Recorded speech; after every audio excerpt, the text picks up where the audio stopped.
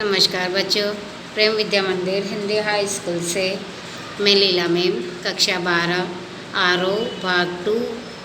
का पाठ 18 अंबेडकर द्वारा लिखित एनिहिलेशन ऑफ कास्ट की पुस्तक में से जो श्रम विभाजन जाति प्रथा ये अंश लिया गया है उसका हमने भाग पार्ट 2 में बताया था कि ये एक व्यवसाय के बारे में बताया है कि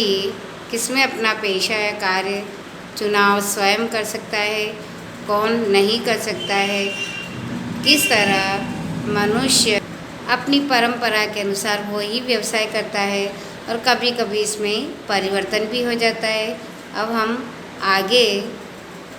बताएंगे कि इस परिवर्तन से क्या हो जिसके कारण मनुष्य को अपना पेशा बदलने की आवश्यकता पड़ सकती है और यदि प्रतिकूल परिस्थितियों में भी मनुष्य को अपना पेशा यानी व्यवसाय बदलने की स्वतंत्रता न हो तो इसके बिना भूखों मरने के अलावा क्या चारा रह जाता है। अगर अपना पेशा बदलने की स्वतंत्रता नहीं होती है तो मनुष्य भूखे मरने की अलावा और उनके पास कुछ नहीं रह जाता है, वो दूसरा व्यवसाय नहीं करता। तो हिंदू धर्म की जाति प्रथा किसी भी व्यक्ति को ऐसा पेशा चुनने की अनुमति नहीं देता है कि जिसमें वो भूखे मरे या अपने परिवार का पालन पोषण नहीं कर सकता है। जो उसका पैतृक पेशा यानी पिता का जो व्यवसाय है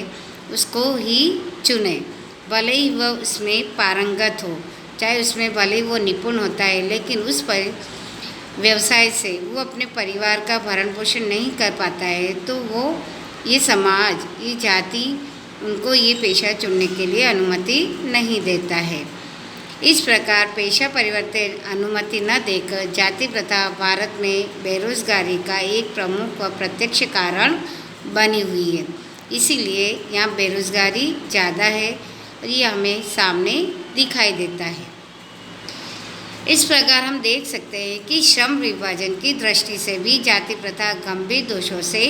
युक्त है। जाति प्रथा का श्रम विभाजन मनुष्य की स्वेच्छा पर निर्भर नहीं रहता है, यानी मनुष्य की जो इच्छा होती है उस इच्छा पर वो निर्भर नहीं रहता है। मनुष्य की व्यक्तिगत भावना तथा व्यक्तिगत रुचि का इसमें कोई स्थान अथवा महत्व नहीं रहता है। मनुष्य क्या सोचता है, वो क्या करना चाहता है, उसका क्या महत्व, उसका कोई महत्व नहीं होता। उसकी रुचि का पूर्व लेख ही इसका आधार है, यानी जो पहले लिख दिया है उसके नसीब में जो लिखा है वही उसको स्वीकार करना पड़ेगा।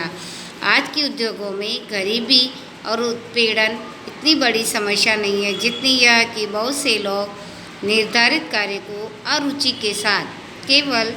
विवशतावश करते हैं कि अपनी विवशता अपने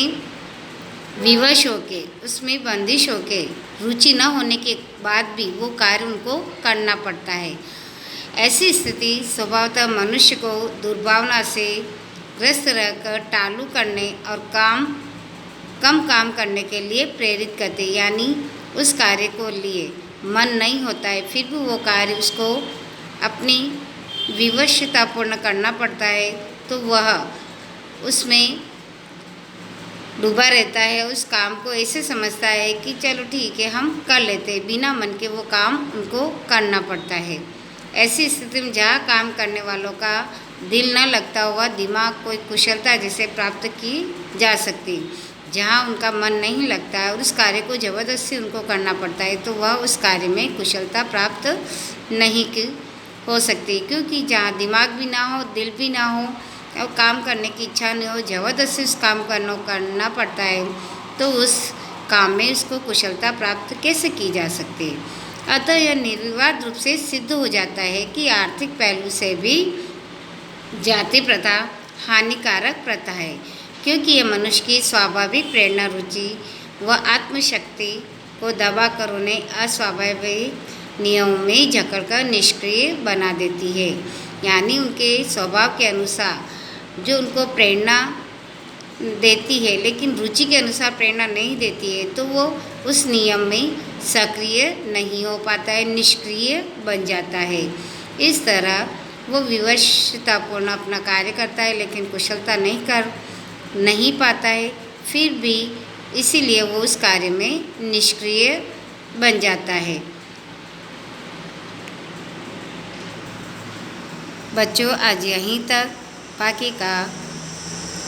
आगे का चैप्टर हम नेक्स्ट क्लास में लेंगे। बाय बच्चों।